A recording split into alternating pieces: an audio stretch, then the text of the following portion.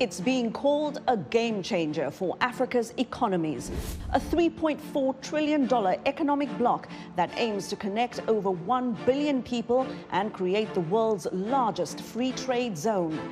This week, my exclusive interview with the man tasked with overseeing the African Continental Free Trade Area, Wamkele Mene.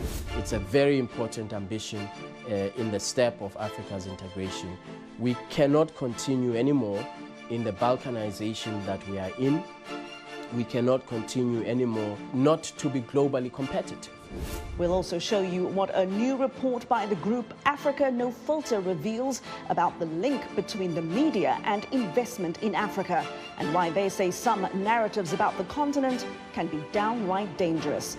Stories and perceptions, and the perceptions they create, are very powerful.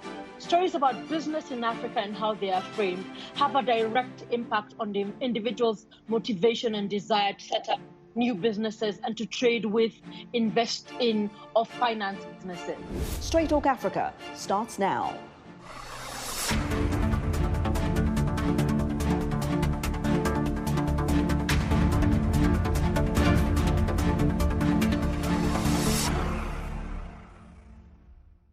Hello there and welcome to the show. I'm Heidi Adams. Thank you so much for joining me.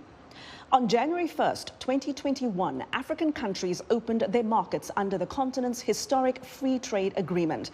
Now, this pact is designed to make it easier for African countries to do business with each other. And experts say if all goes well, it could lift 30 million people out of extreme poverty. Let's take a quick look at what else this free trade agreement entails and what it hopes to accomplish.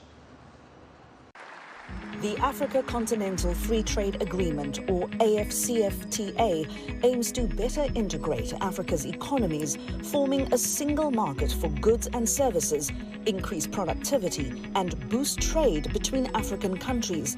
It promises to create jobs and improve competitiveness of African industries on the global stage. This One Africa market will also eliminate non-tariff barriers. Those are rules and procedures that add to the difficulty and cost of importing and exporting goods, such as delays at borders and highly technical product safety requirements. Analysts worry this treaty will put Africa's more advanced countries at an advantage, allowing nations with more developed manufacturing capacity to sell their products and services to less developed nations, undercutting industries in those smaller economies. While challenges and sticking points remain, it's hoped this free trade zone, set to be the world's largest, will eventually lead to the free movement of people across Africa and even a single continental currency.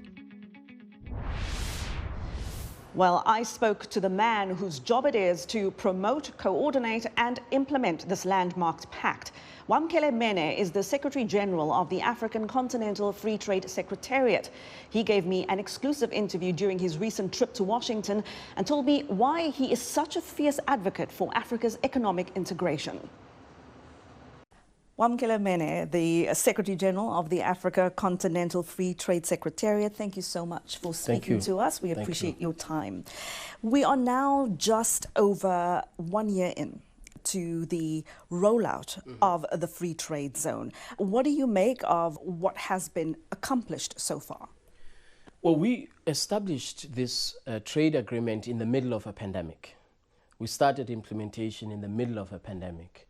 And so it was immensely challenging to get countries to focus on trade in the middle of a public health crisis. However, we have used the last 2 years very, very effectively. We now have a very strong legal foundation to start trading under the AfCFTA. We have all of the protocols, all of the legal instruments that are required to start trading under the AfCFTA. We have established now a Pan-African payments and settlement system to ensure that as we trade under the AfCFTA, that we trade in an efficient way, in a way that is cost-effective, and in a way that will ensure inclusivity. Africa is 42 currencies. If you are in Ghana, you want to trade with somebody in Kenya, you have to first convert the Ghanaian cedi into the dollar. and then you transact with your counterparty in Kenya, they have to convert the dollar to the shilling. This costs about $5 billion annually, the cost of currency convertibility. And that is a constraint to intra-Africa trade. So we've introduced this Pan-African payments and settlement system along with our partner AfCFTA. We also have now reached convergence on 88% of rules of origin, which basically means that going forward, we will now be able to trade on the basis of the same rules for products, local content rules for products. Think about it this way. If you are Toyota and you've established in Ghana, you want to expand, let's say, to North Africa, you are subject to different rules. Before the AfCFTA came into being, you were subject to different rules. Now that we have the AfCFTA, we have the rules of origin, the same rules will apply throughout the African continent. So this is a significant achievement to get convergence on local content requirements. We've also established a dispute settlement body, the first of its kind on the African continent. Right up until the AfCFTA was established, if you had a dispute, if there were countries that were in dispute over trade, investment, intellectual property, they would have to resolve that dispute either at the WTO through WTO rules, if they are WTO members, or they would have to go to international arbitration under ICC rules. So we've now created our own mechanism for dispute settlement to make sure that we build the confidence of African investors and non-African investors, and of course, to make sure that our continent has a positive investment climate. The third area, or rather fourth area of success is the collaboration that we have built with AfCFTA and African Development Bank to make sure that all of the investments that are being made in infrastructure are investments that support trade. For example, we facilitated a trade infrastructure supporting finance project on the border between Zambia and the DRC to make sure that goods that are flowing from Southern Africa into Central Africa through the DRC, that there is a dry port facility that will expedite. So in a short space of time, we have done extremely well under very difficult circumstances that were caused by the pandemic.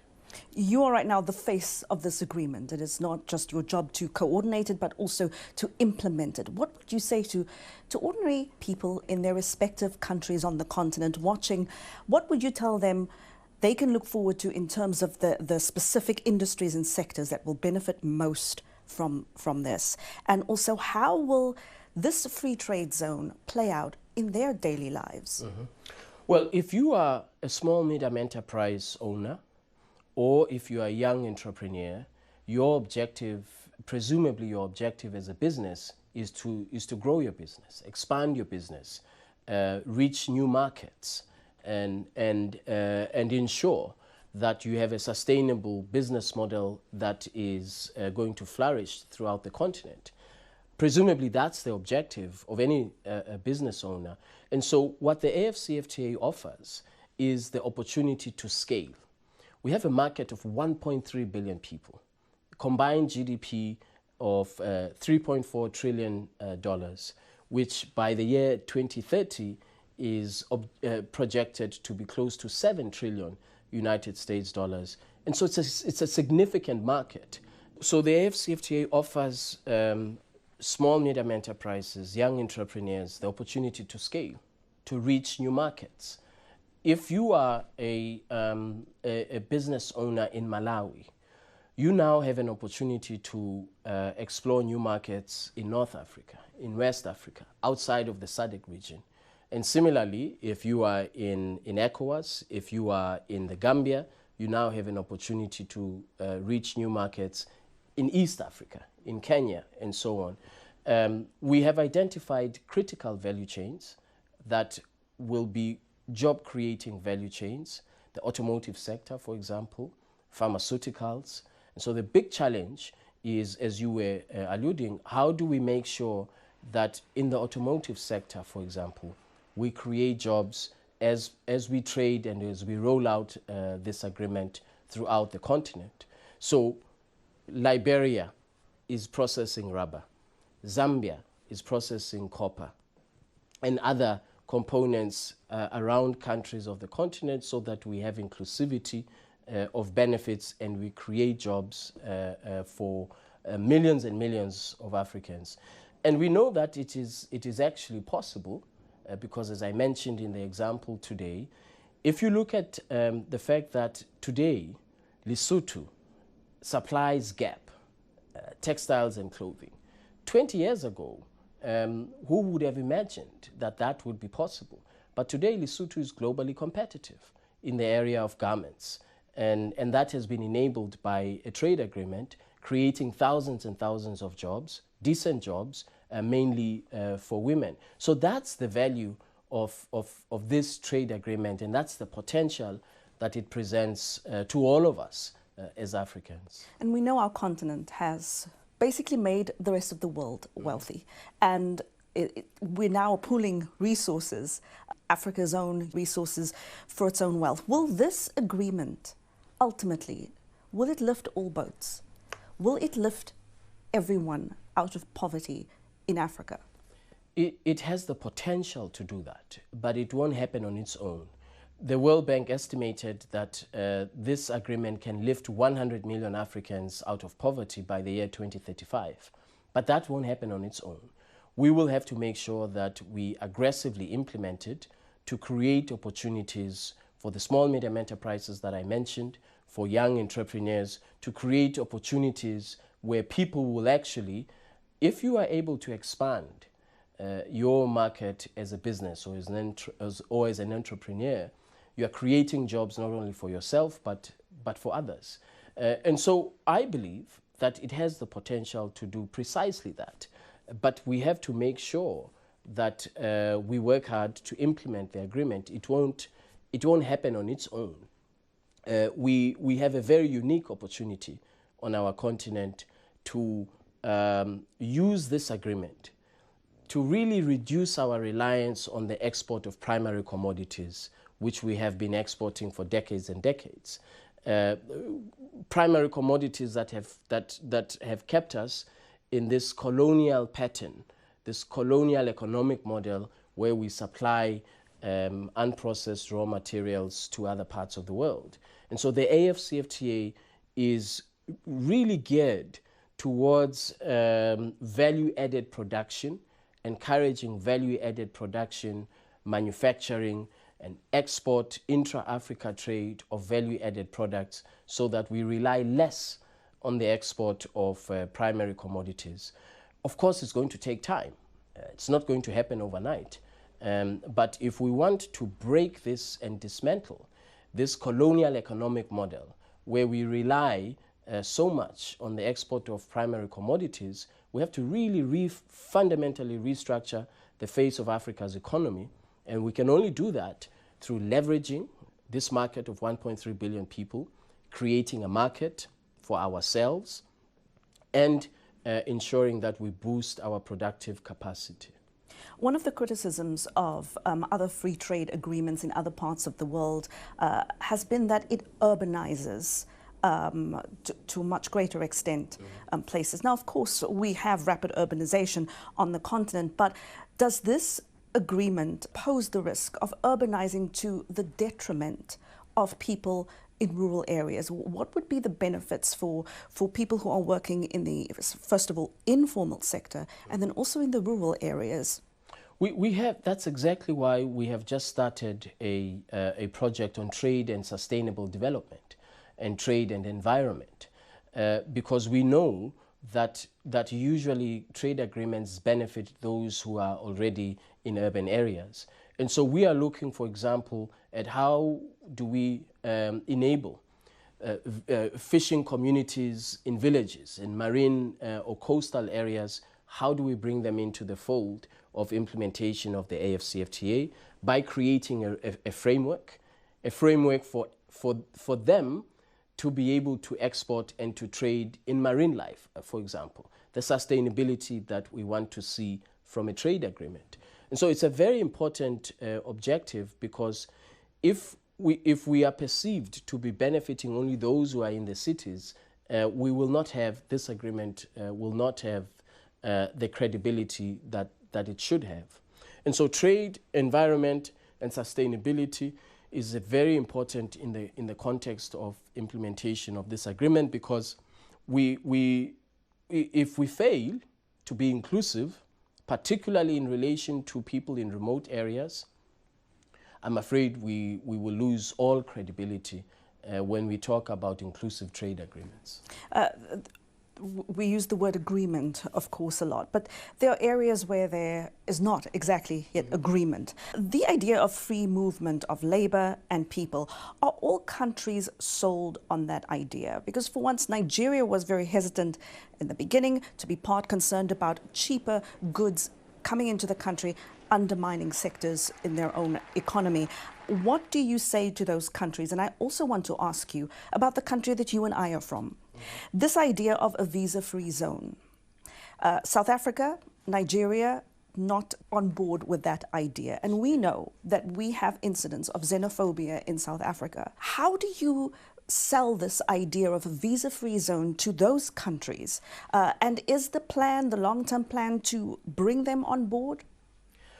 First, let me just say, I strongly support free movement of persons, because I think free movement of persons, as we've seen in the example of the model of integration of the European Union, it has worked. So I strongly support free movement of persons across the African continent. Of course, governments have to bear in mind other concerns, security concerns, and so on. But as a principle, I think that if you look at economic history, it's clear that free movement of persons does contribute to increased volumes of trade and to increased economic activity across a region, in this case the European Union. The AfCFTA does not include free movement of persons. That's a separate protocol under the African Union. What the AfCFTA does include is movement of business persons. And that's a very important first step that I believe we have to take, because the reality is that across the continent there are these sensitivities about free movement of persons. As much as I think it is desirable that, just like Rwanda has, you get a visa on arrival. Nigeria, you get a visa on arrival as an African. Ghana, you get a visa on arrival. So I think these are the first steps that we have to take towards a fully meaningful free movement of persons. And the AfCFTA provides, as a first step, free movement of business persons that will ensure that we support the enhancement of trade through movement of persons, ultimately, when we get to that point. But I do think that it is a very, very important ambition if we want to integrate our continent. It's a very important ambition in the step of Africa's integration. We cannot continue anymore in the balkanization that we are in. We cannot continue anymore not to be globally competitive. And one of the ways in which we can be globally competitive is, as I said earlier, by consolidating our market. And so I hope that in the near future, in years to come, that we will see free movement of persons, and that all of the security concerns that countries have expressed, that they will be addressed. On the matter of goods that are transiting across borders, it is true that there were countries that had genuine concerns about dumping of products. The AfCFTA is not about a country taking a product from a third country outside of Africa, taking a shirt, putting a button on it, saying made in the AfCFTA, and transshipping it within the AfCFTA. That does not create jobs, that creates job losses. And we do not want this agreement to create job losses. So that's why we have very, very strong rules of origin. The threshold for a product to be identified as made in the AfCFTA, the threshold is very high. You will not be able to take a shirt, put a button on it and say made in the AfCFTA. You will have to prove that there was sufficient and adequate value addition and processing of that product on the African continent in order for it to benefit under the AfCFTA. I just quickly want to stay on that point with you quickly because I was coming to this about safeguards for quality and safety standards, but not just for things like food or medicines, but also safety standards for workers. All countries do not have the same rules, laws, policies, and of course all countries are not developing on the same track. What have signatory countries agreed to in terms of those kinds of protocols? Those protocols are not part of the AfCFTA. They are outside of the scope of the AfCFTA. So they continue to be the exclusive jurisdiction of member states.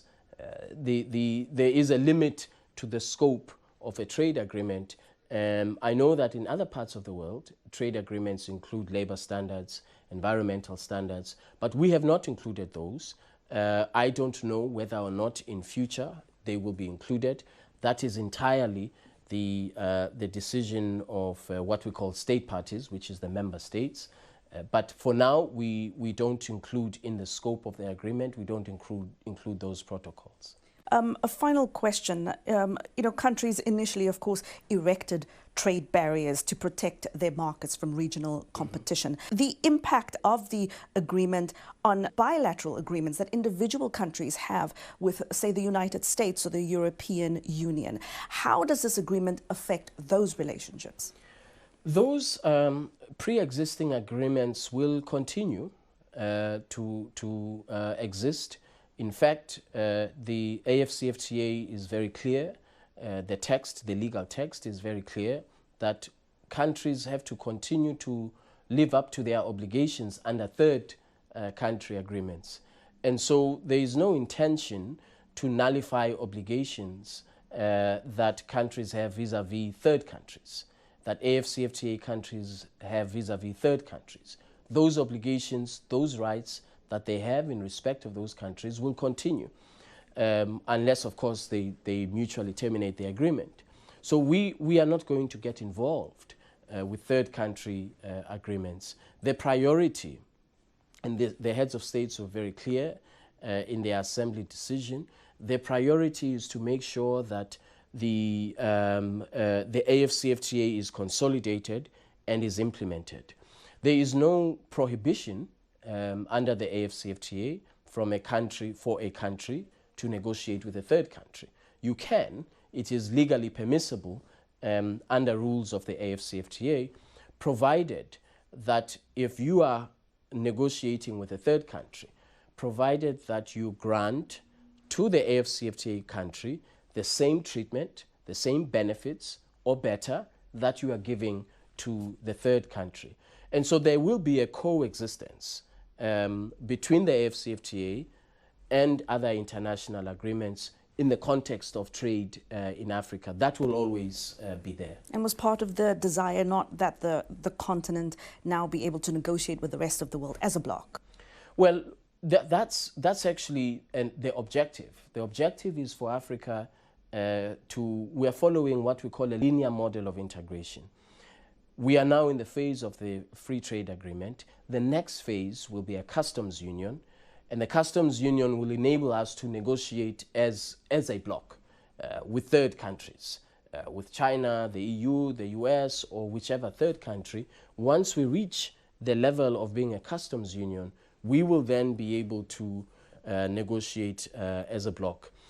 The aspiration is that one day Africa will have the highest level of integration, a monetary union that will enable us to use a single currency to trade. So we're following these steps of integration, and now we are at the very beginning of our model of integration.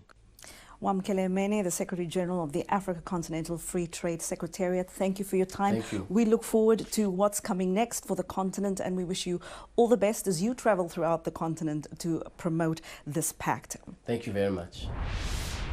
And that was Wamkele Mene, the Secretary General of the Africa Continental Free Trade Secretariat, speaking to me here in Washington. So what are the pros and cons of free trade agreements? How inclusive are they? And what are the lessons African countries can glean from free trade agreements in other parts of the world?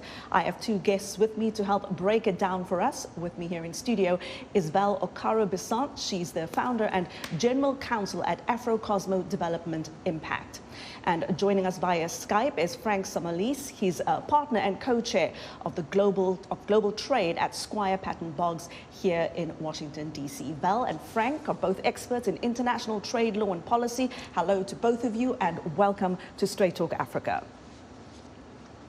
Val, I'm going to start with you. So the Secretary General, as you of course saw, Wamkele Mene, he came to Washington to, of course, address an audience here, an event that, in fact, you and Frank co-hosted. Right. Val, who came to hear Wamkele Mene speak here in Washington, and what did people want to know from him? Yes, good question. The people that came were basically esteemed, stakeholders from public and private sector. We also had media represented. You were there, Heidi, so that was wonderful. We had high-level, trade policymakers and implementers present, and we also had ambassadors, African ambassadors primarily present. We also had a U.S. ambassador, Wisner, who was one of our, he made the introductory remarks, so that was wonderful. Yes, so basically that was it. It was a really wonderful event. The Africa Continental Free Trade Area Secretariat says, Frank, economic integration is a process. And of course, experts are talking about a multi-decade process here. How long should we wait, or how long should it be before we can expect to see real results from this? And here I mean for ordinary people, for people who should most benefit from this, those who run businesses, not just big corporations. Right. Well, that's a good question. It does take a while. What basically the agreement creates a customs union. If you think of the European Union, it's similar to that for Africa. So ultimately, tariffs will be removed, and more importantly, for the average person, tariffs and restrictions on services will be eliminated. So those folks who are in the business of providing services, whatever they might be, will see the benefits when the agreement comes into effect and removes those barriers. Val, this free trade agreement promises to lift tens of millions of people out of extreme poverty. Do these kinds of free trade agreements really lift all boats? We know what a painful problem poverty is on the continent. And what are sort of the immediate challenges that you see that this economic bloc will have to overcome? Well, very good question, really. The immediate challenges that they will need to overcome actually is addressing the problems or the plight of female and youth-owned SME traders. They comprise more than 79% of the workforce in Africa. And so these are informal traders, right? Well, They've been working in the informal economy? Well, basically the SME sector, they hire more than 79%, but you're right, more than 60% of that 79% are in the informal sector. Mm-hmm. So having to deal with questions about, the gaps in information, access to information, access to markets, access to capital is a big deal. The definition of SME within the OECD is very different from the definitions within Africa. And so most of our SMEs in Africa do not have collateral to be able to access capital. The bar is so high for them. Sometimes it's over 100,000, in terms of equity. that they need to have to be able to qualify to have the $100,000 US? Yes, because the definition in Africa is totally different from OECD. OECD is to be an SME, especially on the M of the SME, you have to be a business that hires more than about 250. Africa has similar, but they also have revenues attached to it.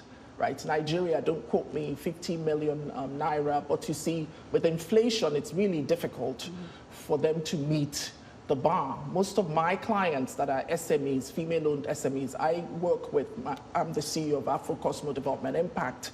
I have survivalist clients and opportunist clients. The survivalist clients especially can't meet the demands that are expected of them with respect to the loans in terms of collateral. Sometimes what is a survivalist client? Survivalist clients, good question. They're the ones that are really hard hit with respect to being able to, when we talk about, you talked about what the guests were looking for when they came. He did an awesome job, His Excellency, because we're looking at his pioneer role, inclusivity issues, and also capacity issues. And we're going to talk about those a little later on, but just explain to us what a survivalist. Yes, survivalist clients are clients who are not capitalizing on opportunities out there in the markets. They're surviving, they're living from hand to mouth. The informal trader, for instance, who's in the street, a street hawker. Those are what I call survivalist clients. My company deals with food supply. In the food supply chain, we have farmers from cradle to grave. So the small-scale farmer, the farmer who's probably not registered their business, or even if they have, they're surviving, they can't meet the requirements or in terms of eligibility requirements for getting loans. Those are basically survivalist clients, right? In terms of not just the size, but also their financial capital, how much they have in terms of assets versus liabilities. They basically have nothing. They're not capitalizing on opportunities out there like the cheetah generation, the African diaspora, technology, high-tech gurus, that are opportunist clients. We have some of those too, and in the creative industry, we have some of them, and the renewable industry, where they have a higher bar and they have more capital, they have more assets and stuff. So that's what we're basically talking about. We're going to come a little later on to access to finance, because I really want to get to that as well. But Frank, I want to ask you first. Of course, we have to think about domestic interest groups. When we think about, is everybody on board with this? Is everybody happy? And here I'm talking about sort of the smaller business community, labor unions. And I want to talk about free trade agreements in other countries a little later on. But there was one criticism of the North American Free Trade Agreement, or NAFTA, which was this free trade zone for Mexico, Canada, and the United States. And one of the criticisms there, of course, you're aware, was that this pact was essentially undercutting the bargaining power of American workers, because U.S. companies could simply relocate to Mexico, where it's cheaper, labor standards are different, and then sell back to the United States. And are these the same risks that we can expect in the African context? Well, it's a little bit different with respect to the African agreement, because the differences in wages are not quite as striking as between, say, the United States and Mexico. So to the extent there's any dislocation in labor, it's going to be minimal based on the smaller differentiation in wages among African countries. Remember, this agreement doesn't directly cover the United States or Europe. It only covers African countries. And therefore, the barriers that are being removed are African barriers for intra-African trade.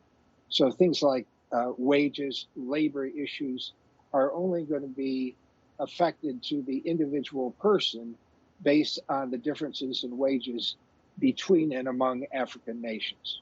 And of course, we can expect that there might be resistance at home in these individual countries. I mean, the landscape is not the same in say, Nairobi as it is in Johannesburg. So what kind of resistance might we see, and from whom, especially as this free trade agreement begins to play out in very real terms in economies? Well, the agreement has already been ratified, so the question of holding it up is really academic. It's not really going to happen. What you're going to see is possibly long-term some feeling that the benefits of open trade are not being spread equally among all sectors. So theoretically, an individual worker or a labor union may feel that because free trade is opening up markets, their interests are being jeopardized. That happens all the time with any free trade agreement, including NAFTA. So it's sort of an expected price you pay for having open and free trade. Val, Wamkele Mene has said that Africa would be making a catastrophic mistake if we do not include women and young people in the implementation of this trade agreement. And here, of course, he points to young people, as you alluded to earlier as well, and women-run small and medium enterprises. But many of these very groups, of course, lack access to financing. Tell us a little bit about what you think needs to be done to ensure that this free trade zone is really inclusive and does offer opportunities for women especially to access financing. Yes, I think beyond access to financing, let me say in terms of access to financing, I think especially for that clientele, in other words, the survivalist clients, the youth, female-owned SMEs. When we say SMEs, for your audience, small, medium enterprises, right, there's also the micro side. I think they need to diversify the scope of financing, the kinds of, or the nature of financing opportunities that are available to that demographic group. In other words, it needs to be beyond loans. Already, the good news is there's fintech, there's factoring. I'm not a finance expert, but to the extent that I know this, there's also grants being offered, there's equity, you know, there's all kinds of opportunities out there that they should have, and also fringe benefits too should be available to them. I'm thinking in terms of street hawkers, offering them maybe subsidized, parking spaces, more hygienic spots, for them to be able to sell their products and all. So it's more than just loans, so to speak. Right now, the field is loaded with people who want to offer them loans. But there should be more, and of course there's fintech, there's factoring, but there needs to be more grants, there needs to be more creative financial mechanisms that, could be offered to them, right? Does there need to be more education more education as well into what is available? I come from South Africa. Sometimes we talk about the wonderful laws and benefits that are available to people, but there isn't the same level of education and just sharing of information so people do know what their rights are or what they have access to or are entitled to. Absolutely, Heidi. This is absolutely what we're doing. Frank and I work in this area of information gap, especially in the area of business, trade, legal knowledge, because we believe it's the bloodstream of access to finance, access to markets. You can have all the money you have or want. You can have all the markets, access to markets, but if you're not able to have information as to what is available in terms of where do you need to go, what are your rights and duties under those laws, forget about it. It won't happen. So basically, yes, there needs to be, in terms of filling up that gap as to, their inability to know where to go to fill out forms. My company, AfroCosmo, we run forums, and we had a session, I think, 2020, and the permanent secretary of the Ministry of Women and Social Services talked exactly about what you're saying. The women in the markets, especially in the informal sector, when COVID-19 hit, they were so concerned. They were wailing and screaming in the marketplaces. Most of them didn't even know where to go to access funds that were available for them. This is in Nigeria. So the issue of knowing where to go is also a big deal. The information gap is very critical. That's the intellectual capital is how I call it. Oftentimes undermined, but very, very critical in the process. I'm so hopeful that would be really one good thing that comes out of it, is that people understand and are educated about the benefits that exist for them. Absolutely. Frank, what are the most important lessons here that Africa can glean from other free trade agreements? I'm thinking like NAFTA or the Asia-Pacific Economic Cooperation, which I find a little vague, or the European Free Trade Association. What are some of the do's and don'ts for Africa here? Well, I think the big challenge for Africa is increasing visibility. There's not a great deal of recognition, certainly in the United States, but also within Africa, of what this agreement is and how it benefits individuals. So the institution has to do a lot of work in terms of explaining what the agreement is, how it benefits companies and individuals, and how people can take advantage of, for example, the financing options that Val mentioned. all of those require education because the agreement itself is just on paper. The real benefits come when there's execution of that agreement, which requires knowledge by interested parties. That's the biggest challenge. Val, what's your take? What can Africa learn here, and what do you think are the most important things that the continent needs to avoid? Basically, what they can learn from this is that, you know, Rome wasn't built in a day, as His Excellency said at the meeting that we organized. Frank and I organized with Her Excellency Suka Mafutsi, the AU ambassador. And so it's going to take a bit of time for us to get there. And just to chorus what Frank said earlier, information gap is critical because the agreement cannot, the AfCFTA can never be fully implemented if people out there who are the beneficiaries and the stakeholders are not aware of it. And they're doing a good job so far with educating the masses, but it's going to take a while for us to get there. As I say, Rome wasn't built in a day, so we're going to do it. Definitely. I'm optimistic. And there are masses indeed to educate, so a lot of work that lies ahead. Right. Frank, final question to you. Wamkele Mene says, while the dream is, of course, for Africa to eventually be able to negotiate with the rest of the world as a regional bloc, this free trade pact will not affect any other really bilateral trade agreements that African countries might have in place with, say, trade partners outside of the continent. Now, with, of course, new market opportunities at African countries' disposal, what impact do you think this continental free trade zone will have on the Africa Growth and Opportunity Act, or AGOA, going forward, especially given that countries have had to meet pretty rigorous eligibility requirements with AGOA and they've constantly had to defend their eligibility? Right, that's a very good question. AGOA, as you know, expires in a couple of years, so it's important to coordinate that program with the AfCFTA. You may be aware that the United States has already begun negotiations for a free trade agreement with Kenya. It just started, it's a long way off, but I think it's a precursor to what's going to come. That is, the United States will offer its market open to African countries. And the real opportunity there is for all the members of the AfCFTA to join in a free trade agreement with the United States or with Europe or with Asia. That is where the benefits transcend Africa internally and promote external growth through increased exports. So long term, that's the best opportunity that I see. How do we ensure that countries, that this agreement doesn't just benefit mainly countries like the economic giants, South Africa and Nigeria, and that smaller countries also get in on this pie, they get their piece as well? I know Wamkele Mene referred to manufacturing and the textile industries in places like Lesotho, for example. Very, very small country, probably needs this more than anyone. But if you look at South Africa, which traditionally does have monopolistic tendencies, if I was to put that lightly, how do we ensure that they do not end up benefiting the most and that this really does have benefits for everyone?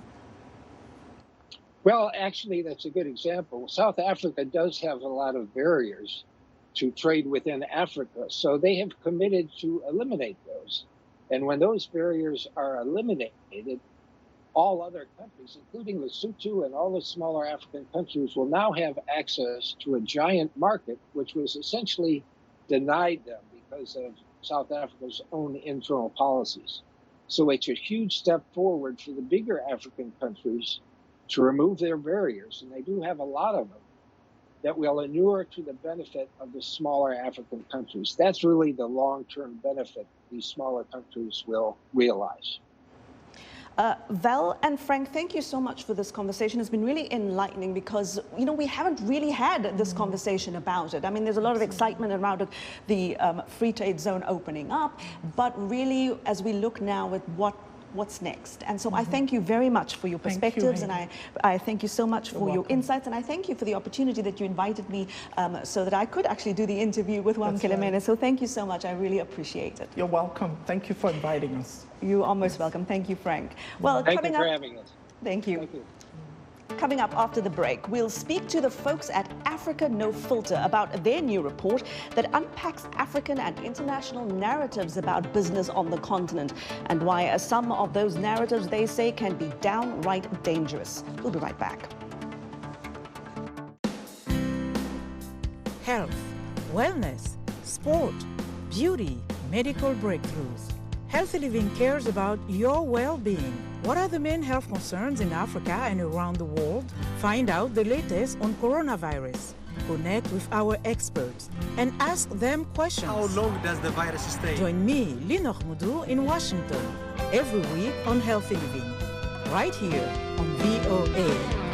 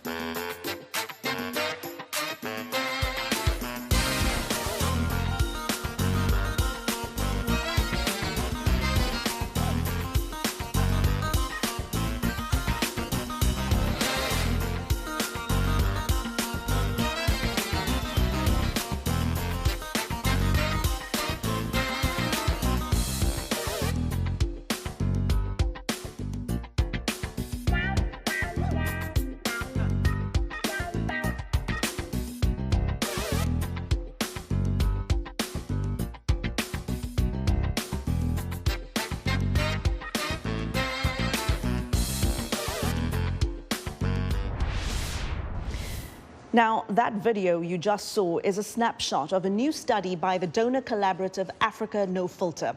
Their Business in Africa narrative report looks at the way the media, especially international media, covers Africa and how that coverage affects investment on the continent. They found that keywords, stories, frames and narratives associated with business on the continent are dangerously distorted. Also, business opportunities in Africa are underrepresented, especially in international media. Now, for more insight into that report is Natasha Kimani. She's a research and media program lead for Africa No Filter, and she joins me now from the Kenyan capital of Nairobi. Natasha Kimani from Africa No Filter, thank you so much for joining me. Thank you for having me. Natasha, tell us what prompted Africa No Filter to commission this Business in Africa narrative report. What was the initial question that you wanted to answer? Well, at Africa No Filter, we believe that there was no better moment to change the investment narrative on Africa. And in order to do that, we needed data.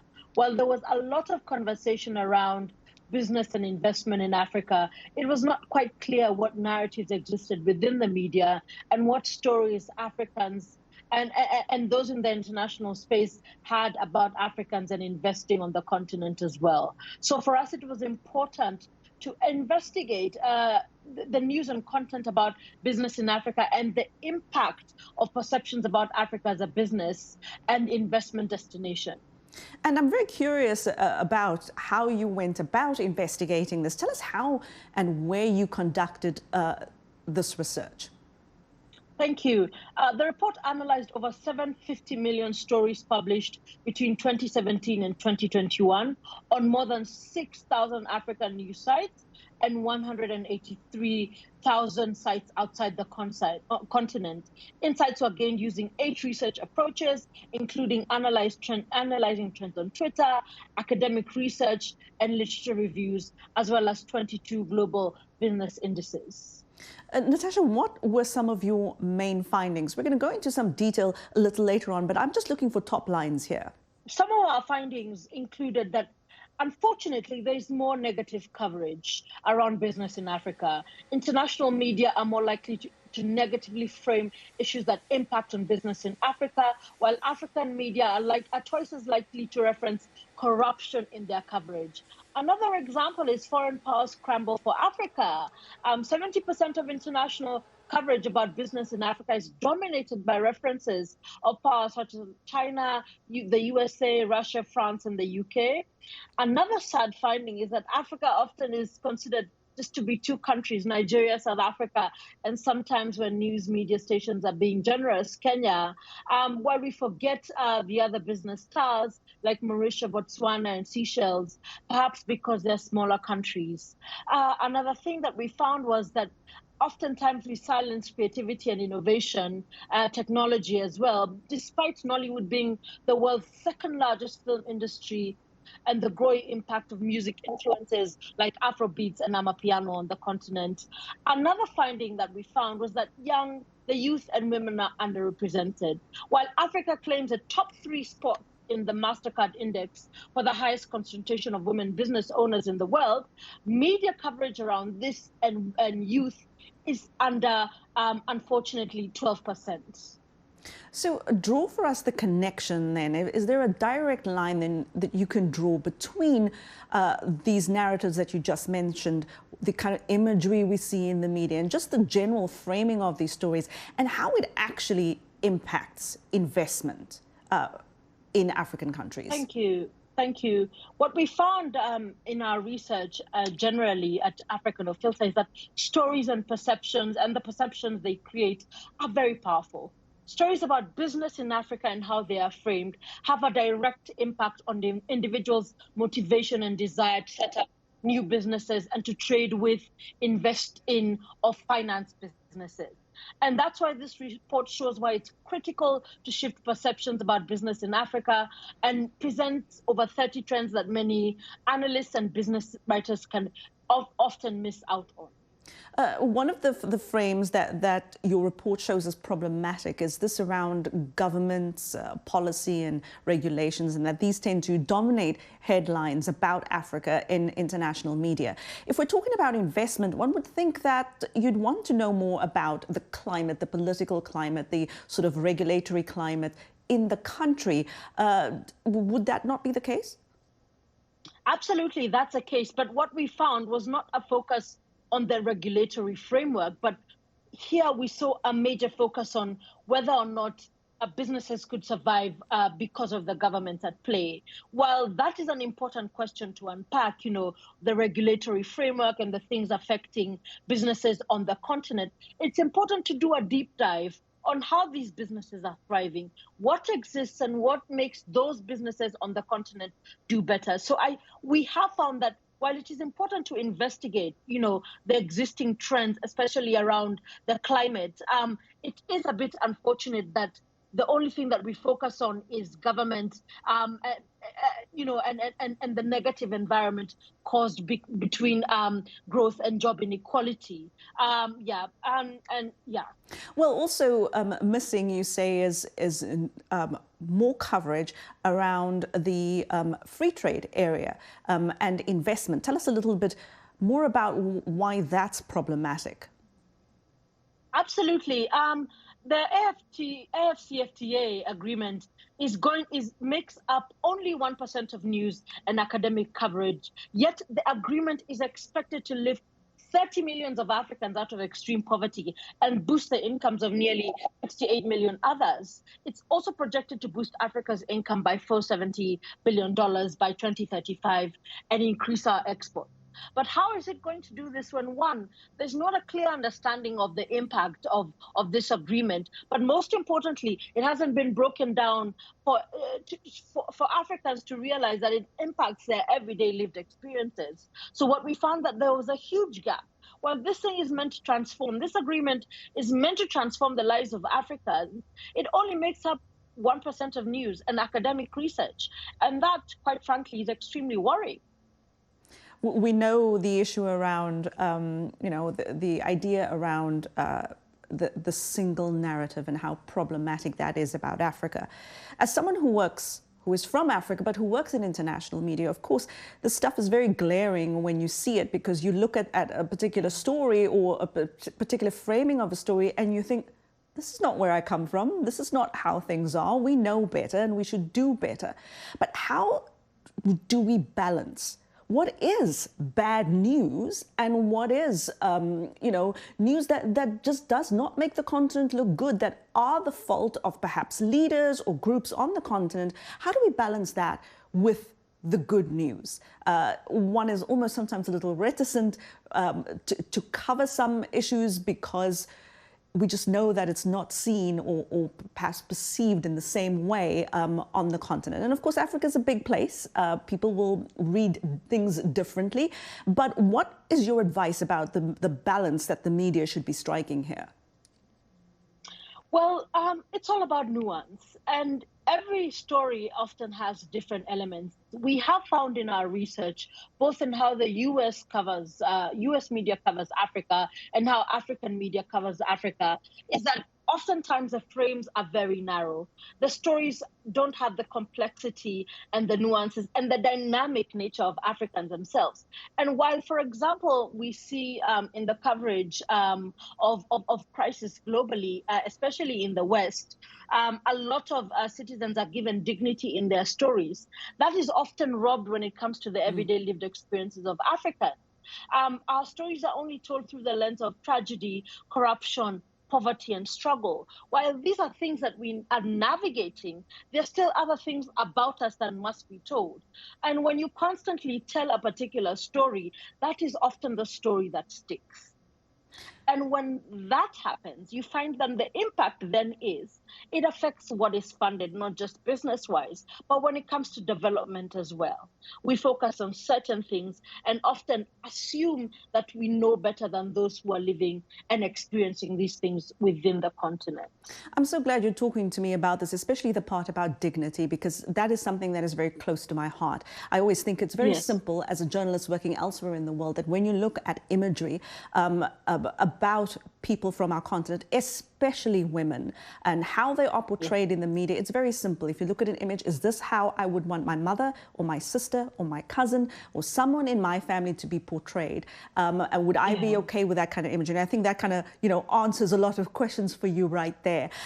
Do you find that there are problem areas within African media and within the media, local media in particular countries too, about how groups, how the countries themselves are portrayed even in media on the continent? Absolutely. And we actually did publish a piece of research, how African media covers Africa. And some of our findings, again, were a bit disturbing and disconcerting, including the fact that 1/3 of all African stories and news outlets on the continent are sourced from foreign news services. And of course, there are many reasons for this, lack of financing and capacity. But the thing is, as a result, stories about Africa continue to be told through the same persistent and negative stereotypes and frames.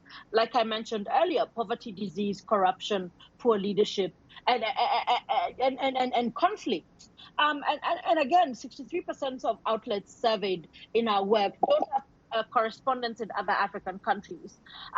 And this leads to stories being lacking nuance and lacking complexity because of the lack of presence by African media in these African countries. Another of our findings was that 81% of the stories analyzed were classified as hard news, conflict and crisis driven by events. And again, they're also very largely political in nature.